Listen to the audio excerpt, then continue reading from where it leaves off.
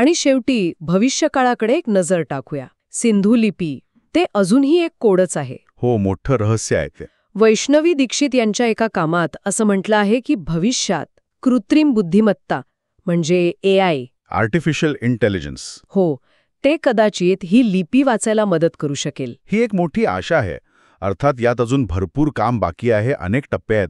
पण हे खरं आहे की तंत्रज्ञान आपल्याला भूतकाळातील रहस्य उलगडायला मदत करू शकतं. कल्पना करा, जर AIच्या मदतीने किंवा इतर कुठल्या पद्धतीने सिंधू लिपी वाचता आली तर त्या संस्कृतीबद्दल, त्यांच्या विचारांबद्दल, समाजाबद्दल ज्ञानाचा एक प्रचंड खजिना खुला होईल. इतिहासातील एका मोठ्या टप्प्यावरचा पडदाच दूर सारल्यासारखं होईल ते. तर आजच्या चर्चेतून हे एकदम स्पष्ट आहे की सिंधू संस्कृतीबद्दलचं आपलं ज्ञान काही स्थिर नाहीये. ते सतत बदलतंय, विकसित होतंय. बरोबर.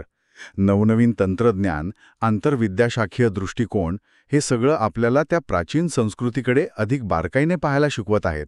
शेतीच्या सुरुवातीच्या वेळेपासून ते दूरवरच्या प्रदेशांशी असलेल्या संबंधांपर्यंत, प्रशासकीय बारकाव्यांपर्यंत प्रत्येक शोध या संस्कृतीची गुंतागुंता आणि तिचा अवाका नव्याने समोर आणतोय. अगदी. आणि हे सर्व शोध एकत्र पाहिल्यावर एक मोठा प्रश्न उभा राहतो, नाही का? कोणता? की या सगळ्या नवीन माहितीच्या आधारावर दक्षिण आशियाच्या प्राचीन इतिहासाची जी एक पारंपरिक कथा आपण ऐकत आलो आहोत, ती आता बदलावी लागेल का? आणि जर बदलायची असेल तर ती नवीन कथा नेमकी कशी असेल, हा विचार करण्यासारखा प्रश्न आहे नक्कीच. खरंय, यावर विचार करायला हवा. नमस्कार. नमस्कार.